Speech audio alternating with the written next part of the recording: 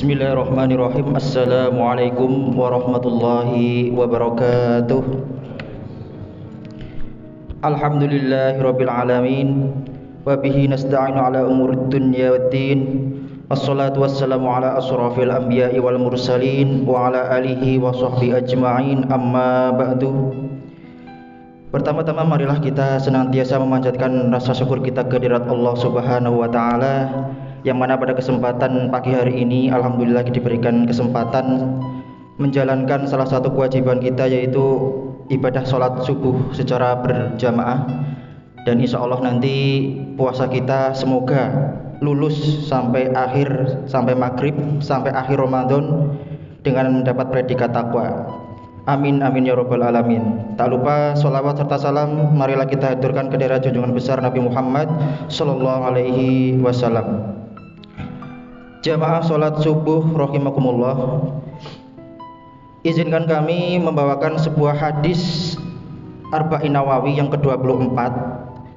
Hadis yang ke-24 dalam kitab Arba'in Nawawi tersebut yang akan kami sampaikan nanti termasuk hadis qudsi. Jadi jamaah sekalian, hadis qudsi itu dari kata kudus atau suci ya. Hadis yang secara makna datang dari Allah, tetapi redaksinya dari Rasulullah Nabi kita Muhammad. Jadi berita dari Allah, kemudian Nabi mendapatkan atau merubah redaksinya melalui ilham, biasanya melalui ilham dan melalui mimpi. Hadis ini cukup panjang, kalau dibaca itu mungkin waktunya nggak cukup, jadi nanti akan saya bacakan poin-poin. Ada sekitar 4 poin yang akan saya sampaikan. Diriwayatkan dari Abu Dzar Al-Ghifari radhiyallahu anhu, Rasulullah sallallahu alaihi wasallam meriwayatkan dari Robnya atau dari Tuhannya Azza wa Jalla, Allah berfirman, wahai hambaku, sesungguhnya Allah mengharamkan kezaliman, maka janganlah saling menzalimi atau mendolimi di antara kalian. Jadi ini poin yang pertama adalah membicarakan tentang kezaliman. Jadi contoh perbuatan zolim sebelumnya akan kami terangkan dulu. Kata zolim atau zolim itu singkatnya adalah secara bahasa berbuat tidak adil atau menempatkan sesuatu bukan pada tempatnya. Contoh perbuatan zalim dalam kita bermuamalah sesama manusia, berhubungan sesama manusia. Contohnya ini dalam jual beli. Yang pertama ada yang namanya najzi. Najzi merupakan jual beli dengan cara mempengaruhi seseorang atau juga menjual dengan harga yang tinggi, tetapi bertujuan hanya untuk membuat orang tertarik. Jadi lebih gampangannya jual beli secara settingan atau pura-pura. Contohnya misalkan saya membuka usaha, saya bekerja sama dengan Mas Kemal, Mas Femas untuk berpura-pura membeli produk yang saya jual, tapi mereka nggak membeli, mereka hanya berpura-pura saja supaya orang lain tertarik. Oh, di sana bagus, harganya murah, seperti itu. Itu contoh kepura-puraan yang termasuk perbuatan zalim. Kemudian yang kedua ada istilah al-ghishi, adalah jual beli dengan cara menyembunyikan barang yang cacat di sela-sela barang-barang yang bagus. Ini mungkin di tengah-tengah masyarakat kita masih ada yang seperti itu. Jadi kalau misalkan menjual beras yang kualitas bagus kemudian dicampur dengan yang kualitas rendah, seperti itu. Nah, ini termasuk perbuatan zalim yang disebut dengan al-ghishi. Kemudian yang ketiga ada ihtikar. Ihtikar ini dalam bahasa kita adalah penimbunan suatu barang. Contohnya yang sering kita lihat di berita-berita itu adalah penimbunan bahan bakar minyak. Nah, seperti itu. Jadi kalau barang lagi langka, dia mengumpulkan sebanyak-banyaknya, ditimbun, baru kalau harga lagi tinggi baru dia jual.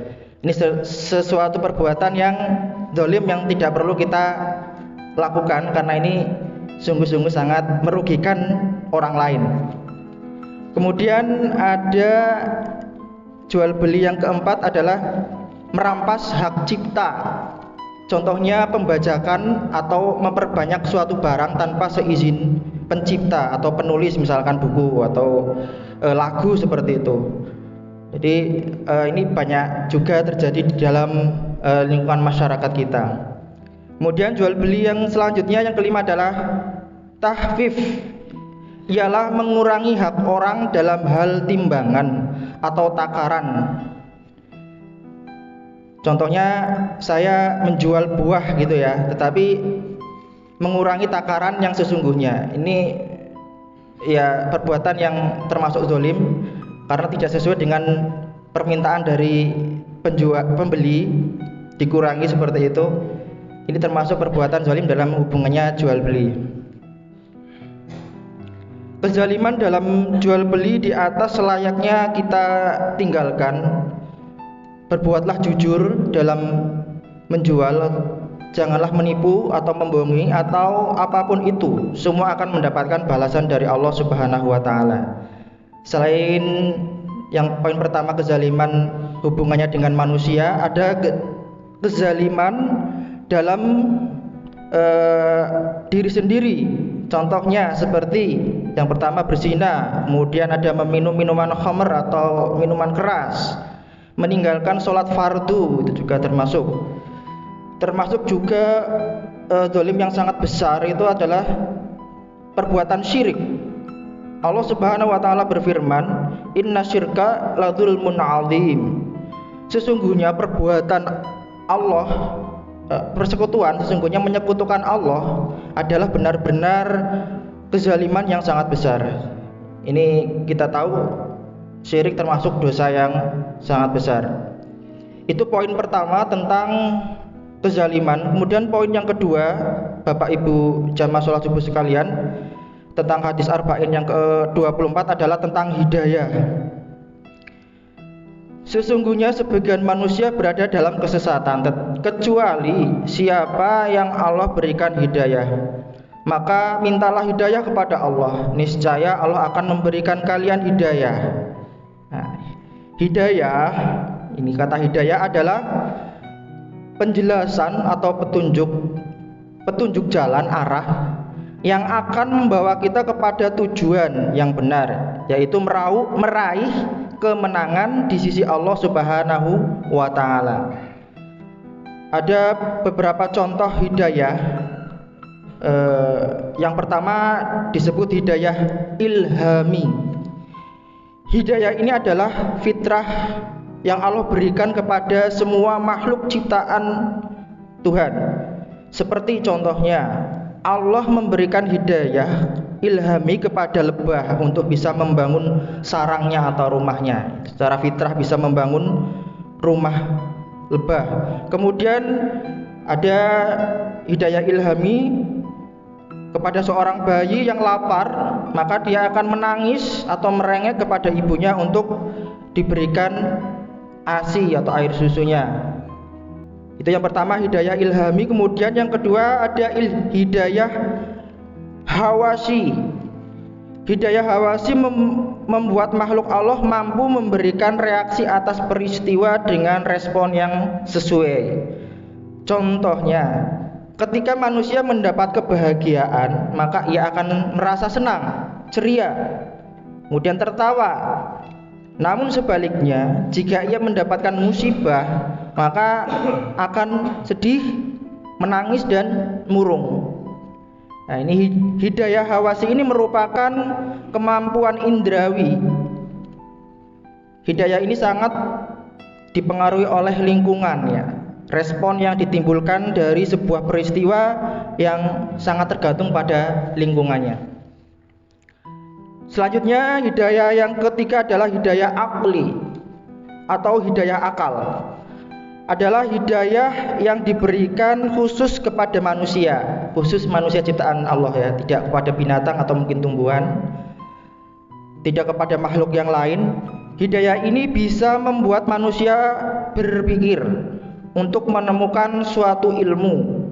Hidayah ini akan bisa dimiliki ketika seseorang selalu mengambil pelajaran atau hikmah dari suatu peristiwa. Contohnya dengan peristiwa pandemi 2 tahun kemarin, kita bisa mengambil hikmah atau pelajaran, kita lebih waspada. Misalkan lebih menjaga kesehatan kita masing-masing, lebih peduli kepada sesama yang kemarin berdampak ekonomi pada pandemi Covid, saudara-saudara kita yang kekurangan, kita lebih peduli kepada sekeliling kita. Kemudian yang keempat, ada hidayah din namanya, atau hidayah agama. Adalah sebuah panduan yang membuat manusia mampu membedakan antara yang baik dan yang buruk. Hidayah din atau agama ini diibaratkan seperti SOP. SOP itu apa? Standard Operating Procedure gitu ya. SOP untuk menjalani kehidupan. Tentunya yang membuat SOP ini bukan siapa-siapa, tapi Allah sendiri yang maha segala-galanya. Karena Allah yang menentukan SOP tersebut, maka pasti itu adalah SOP yang terbaik untuk manusia. Kemudian yang terakhir ada hidayah taufik, bukan dibalik taufik hidayat ya, tapi hidayah yang membuat manusia hanya akan menjadikan agama sebagai panduan hidup. Ibarat hidayah ini adalah benih yang Allah semaikan di hati hambanya. Bersih dan suburnya hati akan terlihat. Kebaikan dan amal seseorang hanya kesungguhan yang akan membuat seseorang pantas menerima hidayah taufik dari Allah Subhanahu wa ta'ala. Jamaah sholat subuh rahimakumullah, itu tadi poin yang kedua. Yang pertama adalah tentang kezaliman, yang kedua adalah hidayah, dan yang ketiga adalah Allah sebagai tempat bergantung. Manusia selayaknya selalu bergantung kepada Allah Subhanahu wa ta'ala. Allah telah memerintahkan kepada umat manusia untuk bergantung kepada Allah dalam mendapatkan kebaikan dan agar terhindar dari keburukan, baik itu perkara di dunia maupun perkara di akhirat nanti. Dan sesungguhnya amal perbuatan manusia semuanya akan diperhitungkan oleh Allah dan Allah akan membalasnya. Sebagaimana dalam surat Al-Ikhlas, Qul huwallahu ahad, Allahus somad. Katakanlah Allah itu satu, Allah lah tempat bergantung untuk kita. Kemudian yang terakhir, poin yang keempat dari hadis Arba'in Nawawi, tidak ada Tuhan selain Allah. Ini berkaitan dengan ampunan. Allah dapat memberikan ampunan kepada umat manusia yang berbuat salah.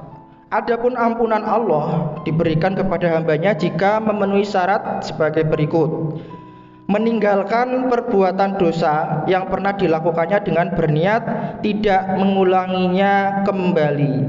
Jadi kalau kita berbuat dosa yang kiranya dosa itu dosa besar, maka diniatkan untuk tidak mengulang kembali dosa tersebut. Itu yang pertama. Yang kedua, berhenti secara otomatis dalam melakukan perbuatan dosa yang pernah ia lakukan. Total, berhenti total, tidak setengah-setengah. Kemudian yang ketiga, tidak melakukan perbuatan yang sepadan dengan dosa yang pernah ia lakukan. Kalau masih satu dosa ini sudah bertobat, tapi kok masih yang lain sepadan masih melakukannya, ya, ini masih dianggap dia taubatnya masih belum sempurna, ya. Tidak melakukan perbuatan yang sepadan dengan dosa yang pernah ia lakukan. Kemudian yang keempat, bersungguh-sungguh untuk menjalankan perintah Allah dan melakukan sholat taubat. Ini yang poin yang keempat tentang pengampunan Allah. Jadi demikian 4 poin yang bisa saya sampaikan dalam hadis yang ke-24. Yang pertama tentang kezaliman, yang kedua tentang hidayah, yang ketiga tentang Allah tempat kita bergantung, dan yang terakhir adalah tentang ampunan Allah. Hadis tersebut diriwayatkan oleh Muslim. Demikian, kurang lebihnya mohon maaf. Wabillahi taufiq wal hidayah. Wassalamualaikum warahmatullahi wabarakatuh.